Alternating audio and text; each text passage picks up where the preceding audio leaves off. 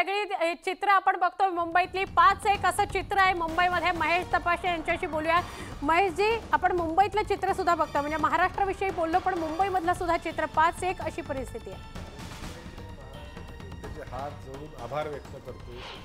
पवार साहेबांच्या मागे, उद्धव साहेबांच्या मागे, काँग्रेसच्या मागे ते उभे राहिले आणि एक आगळे वेगळे चित्र महाराष्ट्राने एक चांगली बातमी आपण देऊया।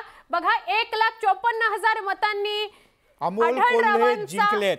आढळरावांचा पराभव झालेला आहे। अमोल कोल्हे जिंकून आलेले। शिरूर विषयी केवढी चर्चा झाली। शिरूर विषयी अमोल कोल्हे आणि आढळराव पाटील यांच्यामध्ये ज्या काही शाब्दिक चकमकी महाराष्ट्राने पाहिलेल्या आहेत आणि चित्र बघा। अगदी सोप्या शब्दात सांगायचं ना तर अभिनेता का नेता त्याच्यातनं निवड करा आणि म्हणून तुम्ही नेत्याला निवडा असं सातत्यानं महायुतीकडून सांगण्यात आलं।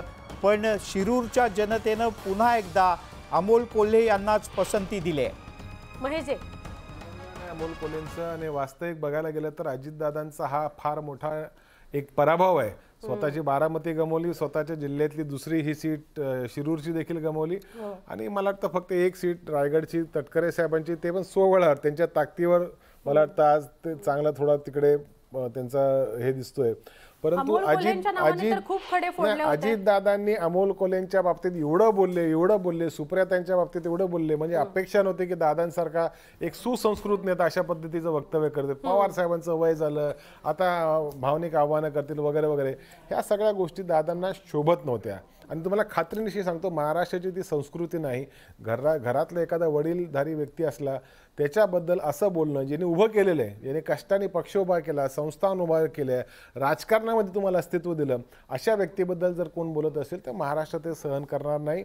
त्या उलट सुप्रियाताईंनी नम्रतेने हात जोडून, म्हणजे अक्षरशः त्या मनातल्या मनात अश्रूने रडत असतील परंतु तोंडावर तिने एकदम स्मित असं भाव ठेवला।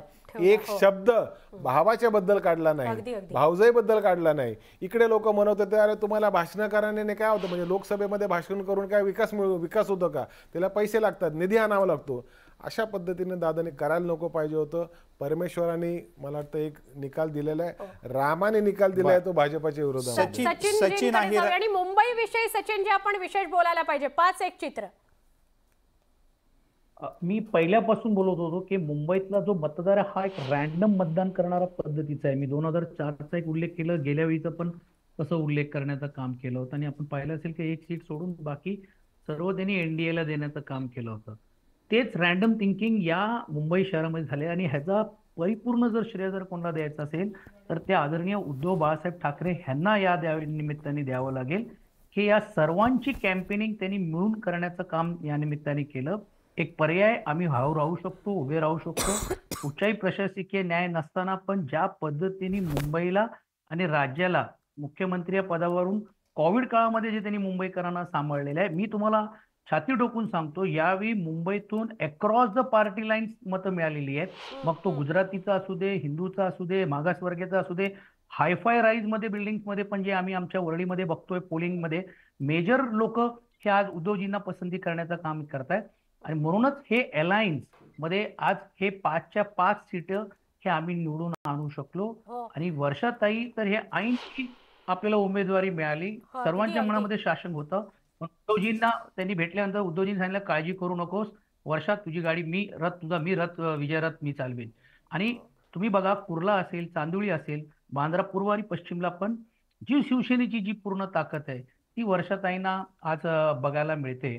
आणि एका काळामध्ये एनडीए बरोबर असणारा जो तिकडचा जो मतदार आहे तो आम्ही वोट ट्रान्सफर ज्याला आपण म्हणतो हे आघाडी म्हणून घेऊन आम्ही मिळवण्यामध्ये आम्ही यशस्वी होऊ शकलो। आणि मुंबईमध्ये जी संस्कृती तुम्ही पाहिली की बाबा तुम्ही विकास निधी देऊ नका, तुम्ही नगरसेवक पळून घेऊन जावा, आमदार पळून घेऊन जावा, म्हणजे काही करा, तरी देखील मुंबईतला मतदार आजही स्वर्गीय बाळासाहेबांच्या विचाराने पक्षप्रमुख उद्धव बाळासाहेब ठाकरे यांच्या नेतृत्वाखाली आहे। हे शिक्कामोर्तब या मुंबई पुरता, महाराष्ट्रात झालंय पण हा शिक्कामोर्तब झाला